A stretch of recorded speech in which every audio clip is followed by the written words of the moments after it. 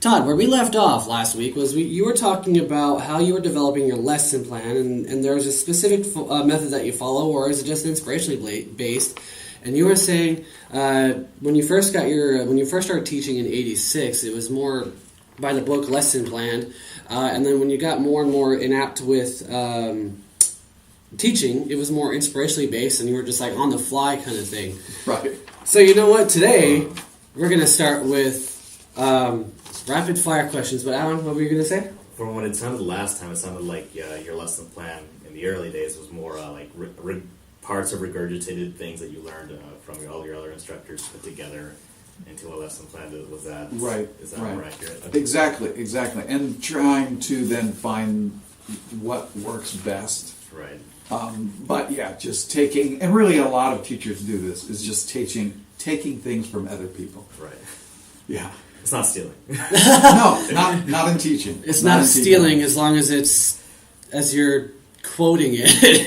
yeah, exactly.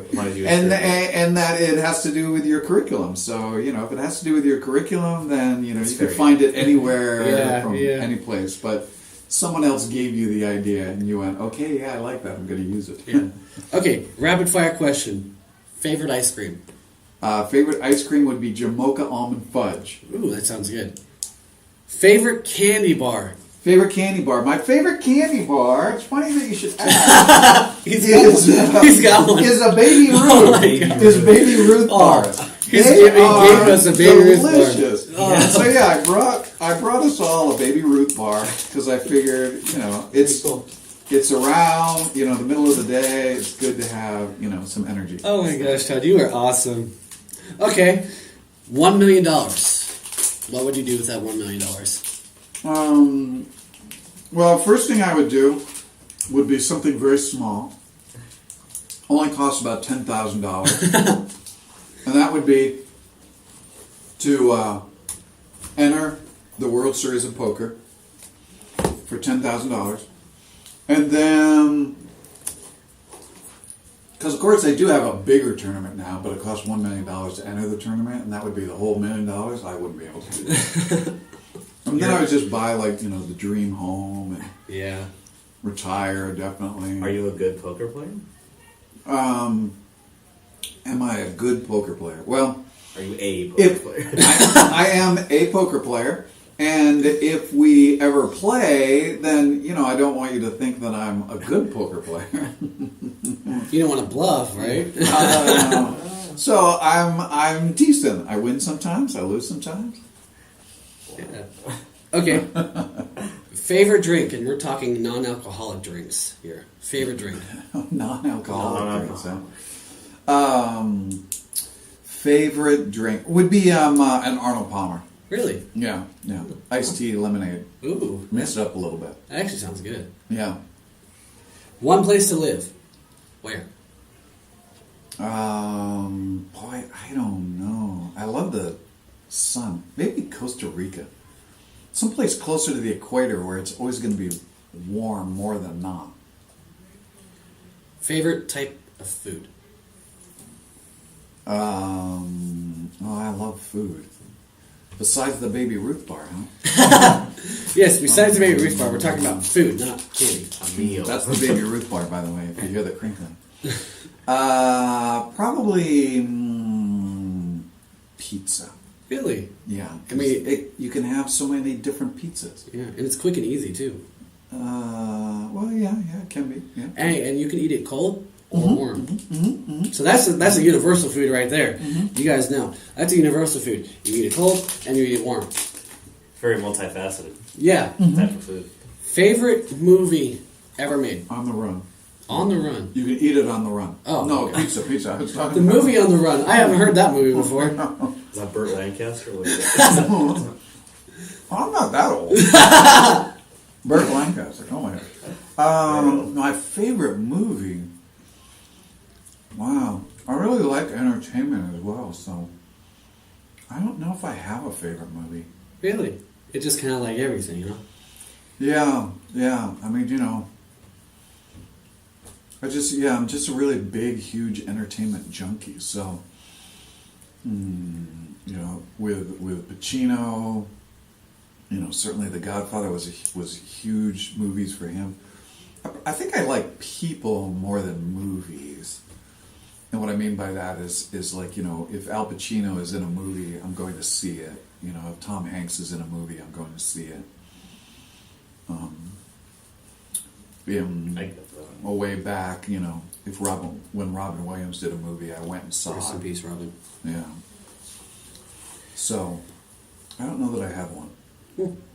Okay, last rapid fire question before we get into the tough questions here.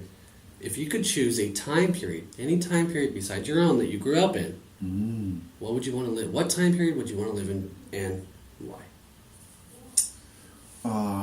That is a good question. I think if I would say the 1960s, to be in the 1960s right about now in my life. And the reason being is because in the 1960s, that was towards the beginning of the World Series of Poker. Yes. So I knew you were going to say that again. I was like, you know what? He's probably going to use that again. In the 60s, then I could be a part of the whole beginning part of the World Series of Poker. Because nowadays, really, I mean, the people who win the World Series of Poker, it really is about, getting the right cards. You can be a decent player, and there have been some decent players that have won the World Series of Poker now because it's so big. There's so many people. And so there's so much more luck that goes on in replacement of the skills. And I think really the true poker players are the poker players who are playing back at the beginning of the whole World Series of Poker when it was much smaller, where you had a lot less hands, and so you had to use much more skill and you couldn't rely on luck as much. Now, getting back into your... That's how much I love poker, too. There you go, yeah. Getting back into the interview here, we cut off last week with how do you develop your lesson plan, and we were talking about how it was more by the books at first, and then you kind of did it on the fly, kind of instantly. Now, a follow-up question to that would be, how do you keep your students interested in the subject matter that you're teaching? Because I know a lot of students go, oh, that subject matter is XYZ boring. Mm-hmm. Now, how do you keep your students interested? Well, you definitely need to keep current. And so... and current, for me, current means more of like current examples than like current technology. It gets what I ended, for you last time was the whole idea of, it's okay for students to fail. And I bring that up because I think it links with this question as well. And that is, I encourage my students, when they have assignments, to choose topics that they are interested in and that they enjoy. But I have this other mentality, really, that you have to, and this is why it's okay to fail, you have to want to be here. You have to want to be here. You have to want your education. You can't expect that you deserve an education. And so on that level, it's your responsibility to stay interested and to stay enlivened. I think we do too much hand-holding in college education. And so I was never really a great student. But I got through my bachelor's degree and I got a master's degree because there was something inside of me that said, this is important. This education is important. And so you're going to have to work really hard if you want it, or you're just going to kind of flop around in life, and you're going to have to get a job that, that might be considered blue-collar work than white-collar work, because, back in the 90s, the white collar was more of the people who did have that education. But, and so do I make my class more interesting? I try to, but my other thing is look, if you don't want to be here, you don't need to be here. If you want to be here, then I'm going to give you the information to the best of my ability. Is it going to be boring at times? Yeah. Should I make it more lively for you?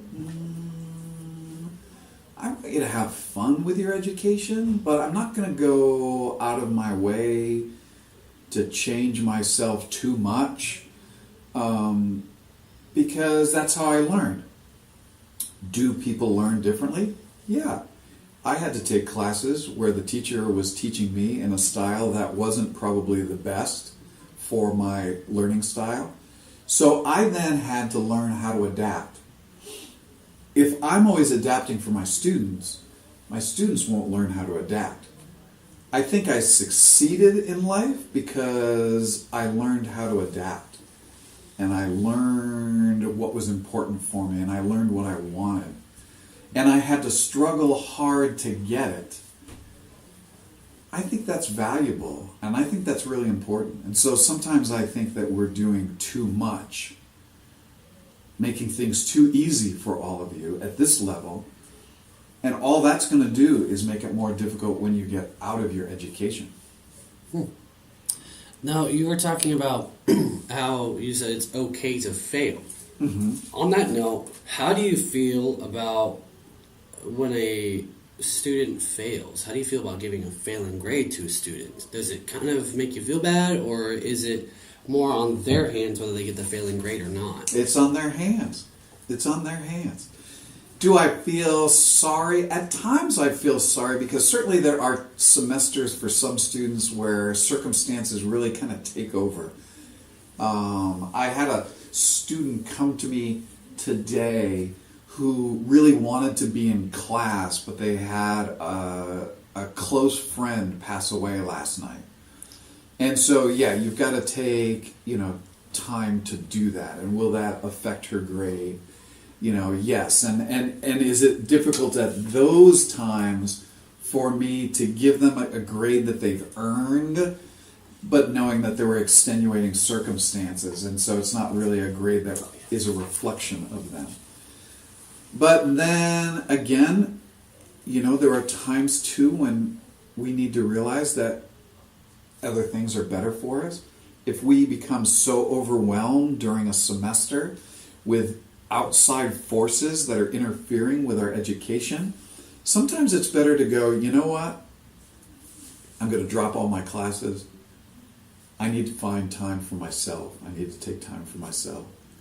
And so sometimes I know that those Fs that I'm giving students are there because of that. Sometimes I'm giving students Fs because they really don't want to be here. And that's where it's okay. College isn't for everyone. We need people to do all these different types of things. And not all of those jobs need college educations. And if college isn't for you, that's okay. That's okay. It's more important that people really find their passion. Yeah. And so sometimes I'm giving people an F because they've found their passion, and it's not in my class. Yeah.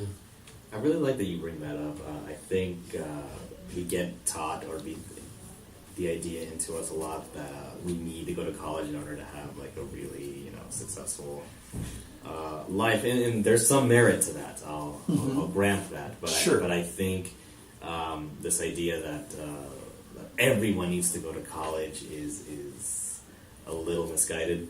Mm-hmm. I think, like you said, maybe the passion isn't in college. Maybe it's out there learning a trade or something else. And I think that's can be just as fulfilling as going to college and getting a degree. Yeah. And Alan, what you just said really kind of then, I just kind of like clicked on this. We criticize the image in print ads and television for young girls who see these really skinny models. Right. And women then that don't fit that mold might have this feeling like they're not, they're not good enough. And they have an inferiority, complex. They feel bad about themselves. They wish they could be as skinny as these skinny people. In a way, we do that with education as well. Because if schooling really isn't for you, if you would be happy, being out there, tending crops every day, and helping, the world have its food, and you don't need a college education to do that, right. That's cool. And to possibly then make that person feel bad about themselves and go, oh, I'm only doing this. I guess I should be getting an education. Everybody should be getting an education, and I'm not. We're doing the same thing for those people. Yeah. And so on that note, so you've had a lot of students come into your life and then come out of your life. In your opinion, what makes a student successful? What attitudes, what mindset, what motivations can make a student successful, or lead a student down a path of success in school? That this is what they want. That this is what they want to do. I mean, the most successful students I have might not know right then and there what they want to be when they grow up, but they know that they want to be doing this. And if you know you want to be doing this, then that makes it a little bit more enjoyable. I mean, I knew I wanted to get an education, but I wasn't a great student. But I knew I wanted to get an education, and so it was important for me to go to school every day and come to school and be there and be in my classes. But the successful student really has that drive of going, this is a passion and this is, what I want to do. Can someone struggle and be a successful student? Well, they can, but usually there becomes something that makes them a better student. So an example is one of the first students that I had, I was teaching down at Los Angeles Pierce College, and this kid, Tristan Lazareff, he's a great friend of mine now, but he was in my class, in a public speaking class, and his attention span was really small. He was extremely distracting. He was a goof off. He really didn't want to be in school. He did not want to be in school. At the very end of the semester, at that point in time too, I was still kind of coaching, and I had a team down in LA Pierce College. And at the end of the class, I invited a couple of students up to the front because I wanted to let them know that there was this tournament, this new kind of rookie tournament coming up, that I was really interested in them going to see if they liked forensics so that they could come back the next semester and compete. Well, he was standing behind these people. I didn't call Tristan up, but he was listening in. And once I finished my spiel to these two, Tristan says, I want to go. I'm thinking, oh my gosh, I'm going to take this guy in a school vehicle to another campus, and I've got to be responsible for him. I don't know if I want to do this. This guy was just so encouraging. So he went, he did okay. He came back the next semester, said, no, I want to do this, I want to join the team. Okay, cool. The guy turned out to be a state champion in debate, took second place in the nation in his first year of competition. Wow. At that national tournament, we it was in St. Louis, so we're flying back to LA. We get off the plane in LA. I am sicker than a dog. This kid's father walks up to me and says, I want to take you to dinner. I'm going, oh my God. It was like, 9, 10 o'clock at night, so it was like a perfect time for a dinner. And how can I refuse a father of this student who just took second in the nation? And I say, okay, cool. And at that dinner, his father says, with his son sitting there and shaking his head, yes, yes, yes. his father said, "You know what? Tristan was about to drop out of school before he found competitive speech and all of this.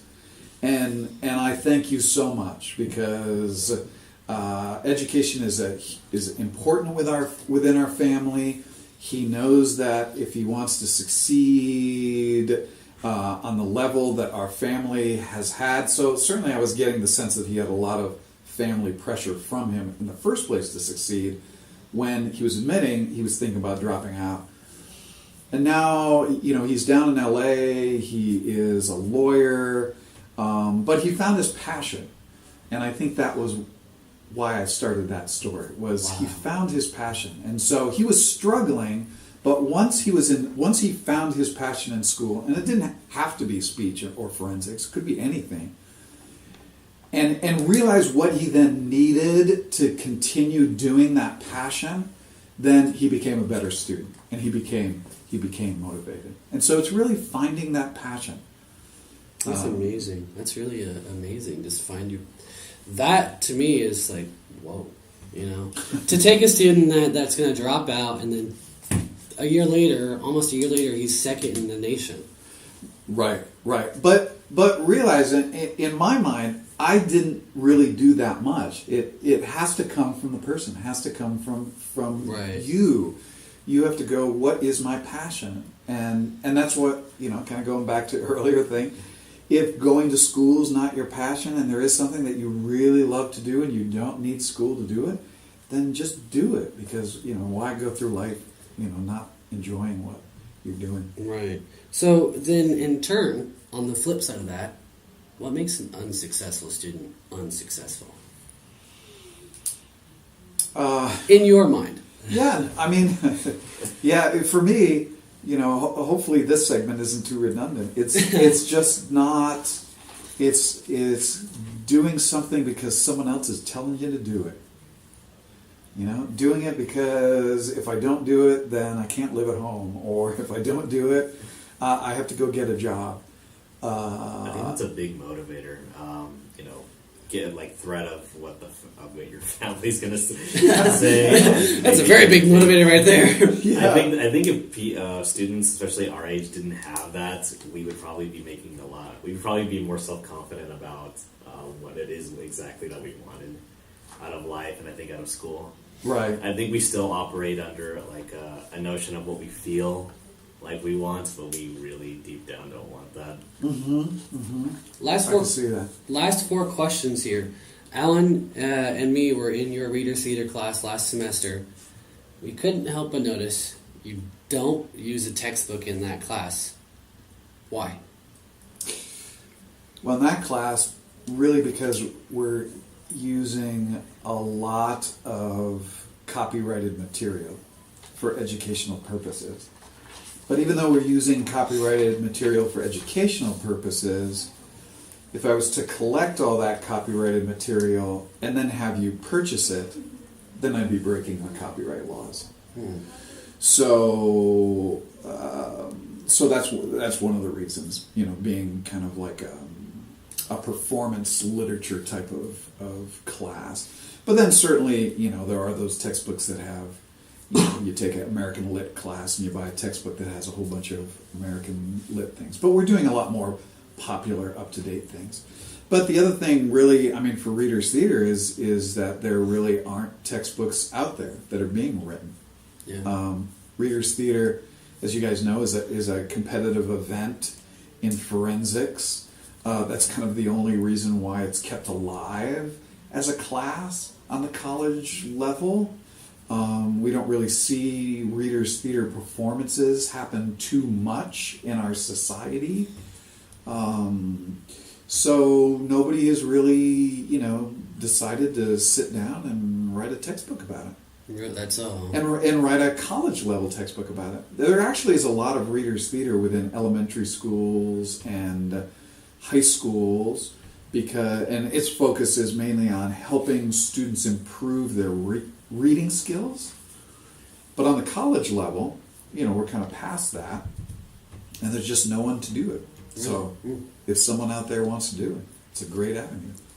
I know these last two questions are a little tough to answer. If you could summarize the last 10 years of your teaching career, how would you summarize it? I would hopefully summarize it as an individual, because many of those 10 years were the end of my coaching. So really, how I would summarize it is that I was a professor that enabled students to go on in their education and not have to pay 1 red cent to do it. That's all. And so I helped them gain scholarships that would pay for their education so that they could complete their education. Actually, last 2 questions here, sorry. If someone wanted to become a teacher, if someone's listening right now and they don't know if they want to be a teacher or not, what would be your advice to them? Well, find avenues where you lead other people and work to guide other people to really find out whether you want to do that. Because there are some frustrating things within teaching, and you kind of have to know that interpersonally you can handle those type of frustrations. But to teach at a high school, you really just need your bachelor's degree and a teaching credential. And to teach a community college, you just need your master's. And at a university, you need your PhD. Yeah, that's all you need, huh? That's all you need. With 3 minutes remaining, I'm going to ask this very tough question a lot of people don't want to answer. If you could relive your teaching career, would you? If I could relive my teaching career. All the way back to the very beginning. So would I go back to the beginning? If you had to do it all again, I guess is the question. Yeah, if you had to do it all again. If I do it all over again, do I have a little bit more knowledge? That's a good parameter. Does he? Yeah. Yeah. I have this knowledge now? Yeah. Well, then I would say yes, because I do remember teaching my very first public speaking class, and I was horrible. So if I had this knowledge, I could definitely make my very first class much better than it was. Really? Much better. Oh, yeah. Because I didn't have, remember, I talked about, gathering that information from other people. Right. I only had, my public speaking class to fall back on. I didn't go and talk to that, I didn't have the ability to go talk to that instructor and say, hey, can you help me plan out all my days and fill up my whole hour and a half of class. And so, but with that knowledge, I now know, how to do that. Because, I was letting students go 20 minutes early most days. Jeez. Man, I wouldn't want to be his student at that time. Is that a big no-no? You can't let students out 20 minutes early? Well, now I couldn't, because there's just too much information. And I know what you need to have. And so, I need all that time to give you that information. Back then, I wasn't giving them all that they needed to truly know. Right. And so...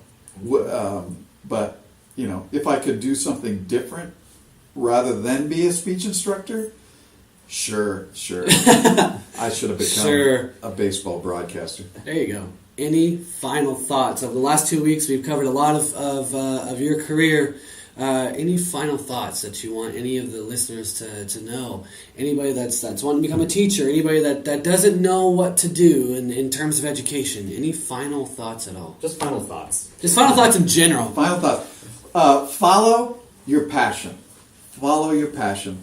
Listen to these 2 guys because this is their passion, so it helped them, have a fan base so that they can keep this up, because I think the 2 of you, are following your passion by doing this, and that's cool. Well, I enjoyed being here. Well, thank you, Todd. Thank you for being here the last 2 weeks, and we really enjoyed having you interview us, or having us interview you, I mean. True, and one final thought. Okay. Thank Thank you, Todd. Hopefully we'll get a chance to do this again. Thanks, Alan. Thanks, Todd, again. Thank you for being a fan. See you later, guys. Bye-bye.